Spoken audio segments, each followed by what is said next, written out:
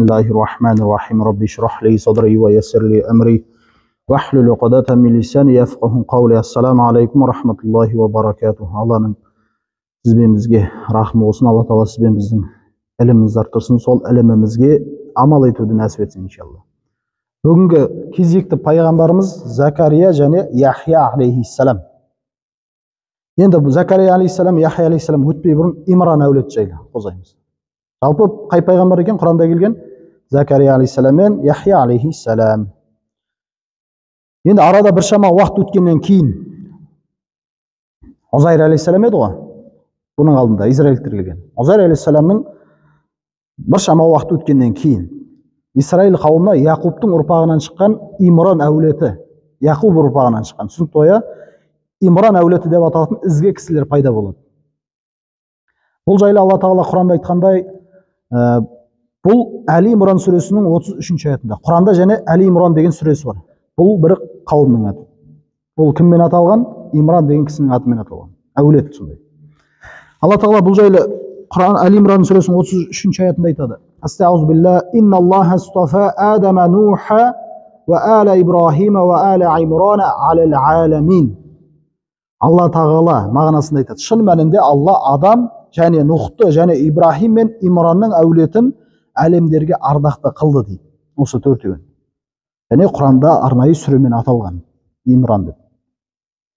Енді аталмыш Имран деген кісі ол Дауыттың ұрпағы, Дауыт алейхиссалам. Енді Имранның қызы, әлгі Имранның қызы кім еді? Мариям анамыз. Имранның қызы кім? Мариям. Енді Мариямның әпкесі. Ол, яғни сол Исаның нағашы апасы ғой, дұрыс айтқанда. Айша деген қыз, әйел, ол Закария пайғамбардың жұбайы болады. Сол Закария алейхиссаламның жұбайы. Кімнің апасы? Мариямның апасы, Имранның қызы. Түсінікті болады ма ол? Демек, Яхия Иса алейхиссаламға бөле болады. Бұл жайлы пайғамбарымыздың Миғраж хадисінде айтады. Екі бөленің дейді. Яғни Яхия мен Исаның қасынан өттім деген Миғраж хадисінде. Екеуі бір-біріне бөле. Енді осы Имран әулетінде Иса пайғамбардың анасы Мариям дүниеге келеді. Ең бірінші Имран әулетінде Иса алейхиссаламның анасы кім? Мариям дүниеге келеді. Алла Тағала бұған қатысты айтады. Бұл сүре Тахрим сүресінің 12-ші аятында айтады. Астағфирулла ва Мариям бината Имран аллати ахсанат фарджаха фанафахна фихи мин рухина. Мариям ол әулетін сақтаған, сондай абыройын сақтаған, сондай бір абыройлы еді дейді. Фанафахна фихи мин рухина. Оған өзімізден рух үрледік дейді Мариямға. Асаддақат би калимати раббиха ва кутубихи. Және ол Алланың кәламын, және Алланың сөзін, және Алланың кітабын растады дейді. Кім? Мариям. Ва канат минал қанитин. Және ол бой ұсынушылардан болды деп отыр. Кімді? Мариям анамыз. Енді Алла Тағала мөміндерге үлгі ретінде Құранда Мариямды осылай сипаттаған. Мариям анамызды. Енді Мариям әлемдегі ең құрметті әйелдерден болып саналады.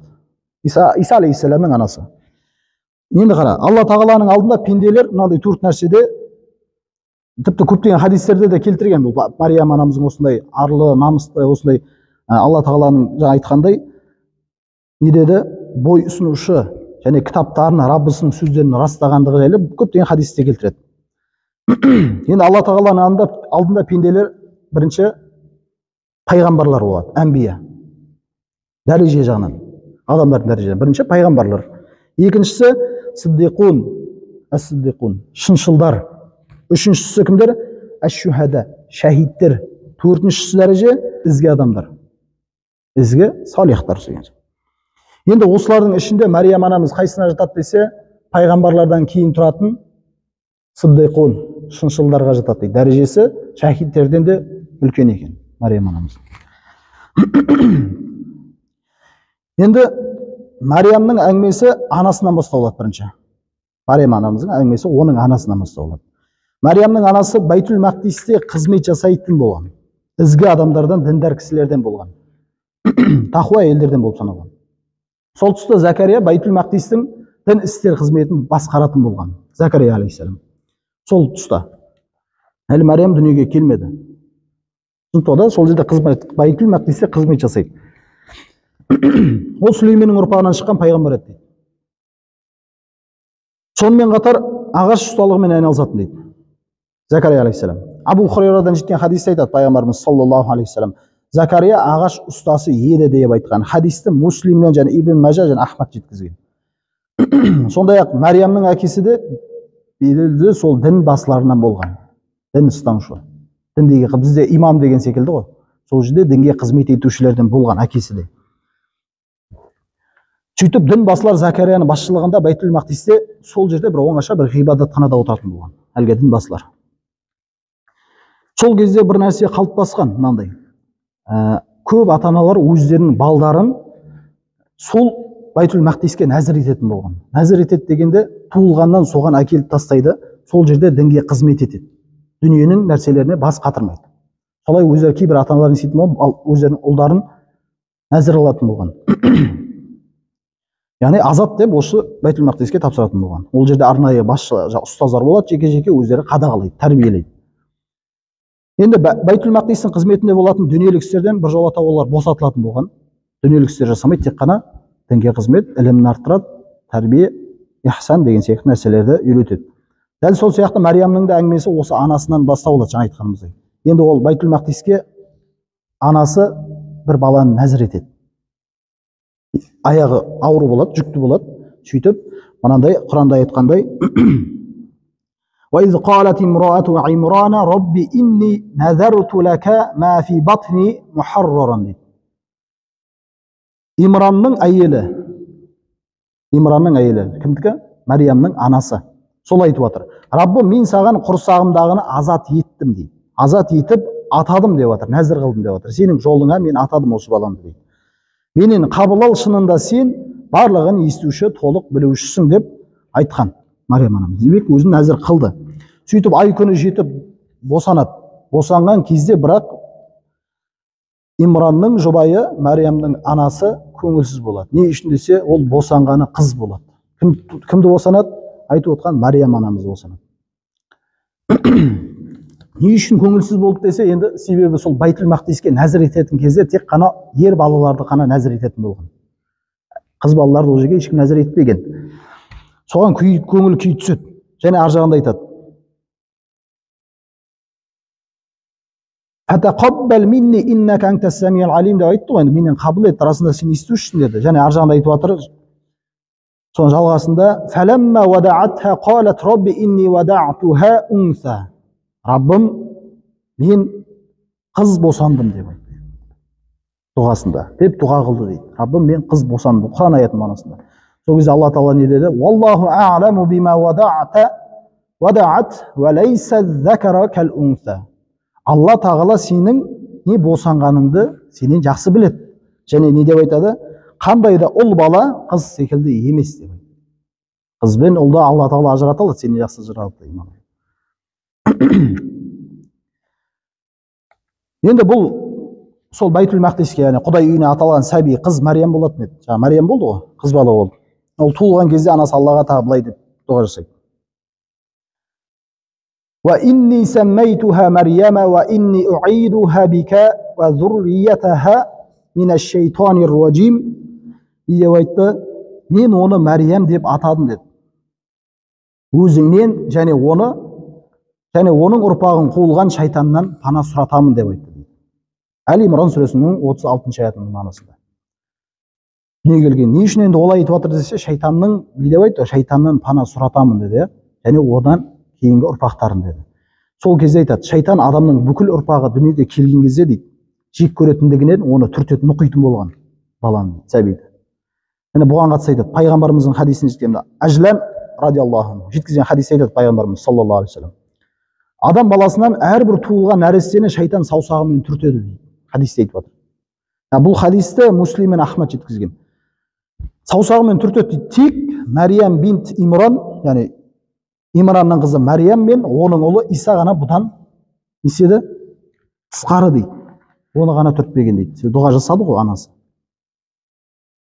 Енді Алла Тағала осы Мариямның анасының айтқан өтініштерін, дұғасын көркем даналықпен қабыл алады Алла Тағала.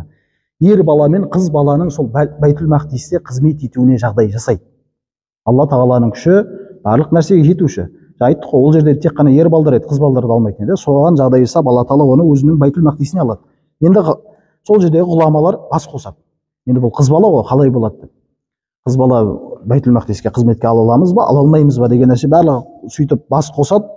Сөйтіп қызмет ете ала ма деген сұраққа ешқандай қарсы бір пікір таба алмайды. Қызмет ете алады деген талқылаған кезде кері қағарлық таппайды, бір сөзбен айтқанда. Сөйтіп оны Байтул Мақдиске алады, нәзірлікке. Анасы нәзір етті, сөйтіп оны алады. Бұл жайлы Алла тағала Құранда айтады: "Фатақаббалаха раббуха биқабулин хасан ва амбатаха набатан хасана." Әл-Имран сүресінің 37-ші аятының мағынасында айтады: оны Раббысы көркем түрде қабылдады. Кімді? Мариям анамызды. Көркем түрде қабылдады және оны көркем түрде бой жеткізді, өсірді. Сол неде? Байтул Мақдисте. Сондай тәрбиемен. Енді Байтул Мақдисті жаңа айтқандай қабылдаған сол жердің тәртібі бойынша не еді? Тек қана ер балдар еді. Алла тағала сондай жасап, жаңа айтқандай, оны сол жерде ғибадат үйінде әзірлікке алатындай қылды. Енді бұл сәбиге алынғаннан кейін қызығушылықтар көбейді сол жердегі ұстаздарының. Сол мен алам да мен алам болып бір сөзбен айтқанда. Жаңағы олар әрқайсысына не істейтін болған, бір жетекші тағайындап қоятын болған әрбір балаға. Тәрбиесіне және біліміне қарайтын. Неге оған таласты десе, ол текті отбасынан шыққандығынан, пайғамбарлармен қатар. Себебі әкесі Имран еді, анасы да тақуа діншіл әйелдерден болғандықтан. Сөйтіп барлығы таласады. Сөйтіп енді бүкілі бір келісімге келеді, шешім қабылдайды. Бұны таласқанда біреу алу керек қой бәрібір. Сөйтіп былай жасайды дейді онда. Бұл жайлы Алла тағала Құранда айтады, Әл-Имран сүресінің 44-ші аятында айтады: олар таласып, «Из юлқуна aqlamahum ayyuhum yakfulu Maryama wa ma kuntu ladayhim iz yajtasimun». Сол кезде олар былай жасайды деп айтады. Алла тағала Құранда баяндап жатыр: Мұхаммед, олар таласып, қайсысы Мариямды кепілдігіне алу жайлы не істеп жатыр? Қаламдарын теңізге тастап жатыр, лақтырған кезде дейді. Өздері әрқайсысы дейді, қаламдарын теңізге лақтырады. Сен қастарында болған жоқсың дейді. Олар осылай істеген, пайғамбарымыз айтады. Сөйтіп хабар беріп жатыр пайғамбарымызға. Осы Мариям анамыздың болған оқиғасын Құранда. Сол кезде барлығы қаламдарын тастады дейді. Барлығының қаламы ағыспен кете барды дейді. Тек қана кімдікі қалды? Закария алейхиссаламдікі ағысқа қарсы жүзді дейді, қаламы. Сөйтіп кепілдікке кім алды Мариямды? Закария алейхиссалам алды. Өзінің тәрбиесін алды. Енді уақыт өте келе Мариям дүниелік істерден баз кешіп, өзі Тәңір ғибадат жасайтын, Тәңір ғибадатына өзін арнайды толық.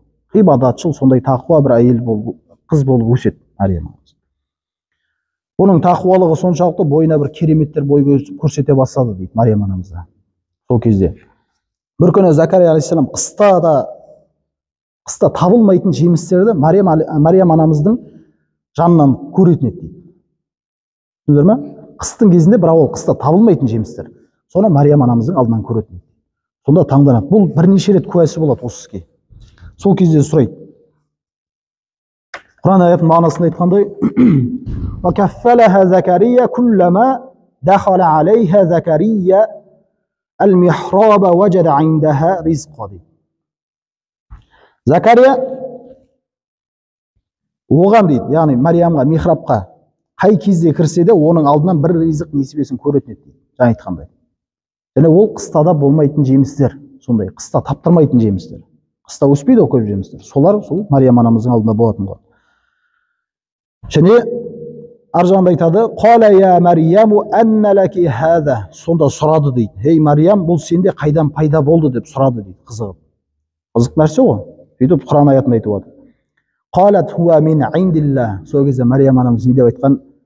«Хуа мин индилла». Ол Алла тарапынан, бұл Алладан бұл нәрселер.